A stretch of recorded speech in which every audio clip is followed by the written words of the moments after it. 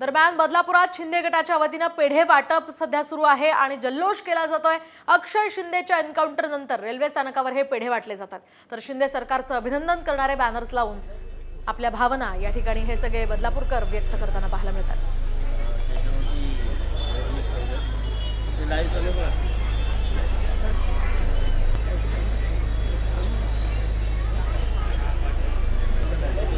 दरम्यान बदलापूर स्थानकावर आमचे प्रतिनिधी अजय दुधाणे हे थेट आपण त्यांच्याकडे जाऊयात। अजय, काय सांगाल? आपण पाहतोय पेढे वाटून आणि हातात फलक घेऊन या ठिकाणी बदलापूरकर आपला आनंद व्यक्त करतायत, काय त्यांच्या नेमक्या भावना आहेत?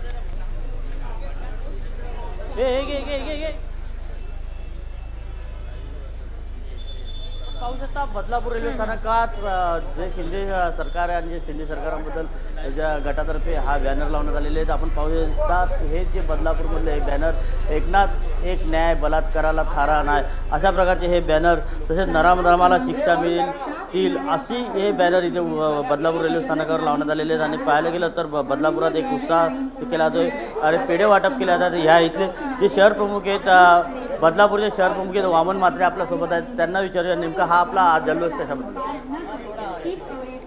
आज ज्या बदलापूरच्या जनतेमध्ये जी एक भीती निर्माण झालेली होती की या मुलीला, पीडित मुलींना न्याय भेटेल का नाही, हे सरकारवर शेतोडे ओढण्याचं काम विरोधी पक्षाचे लोक करत होते।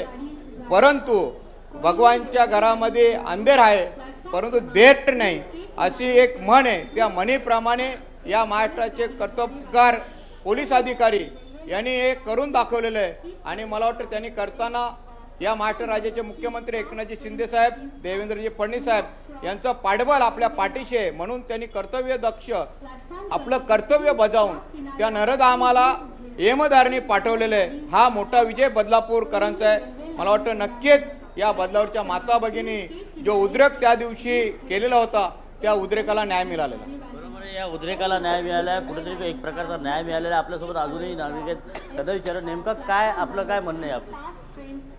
आज संपूर्ण बदलापूर शहरात अत्यंत जल्लोषाचं असं वातावरण आहे, कारण महिनाभरापूर्वीच बदलापूर शहरात ही अनुचित घटना घडली होती आणि संपूर्ण तमाम बदलापूरवासियांनी एक मोठं जनआंदोलन या ठिकाणी उभं केलं होतं। आणि त्यांची अशी मागणी होती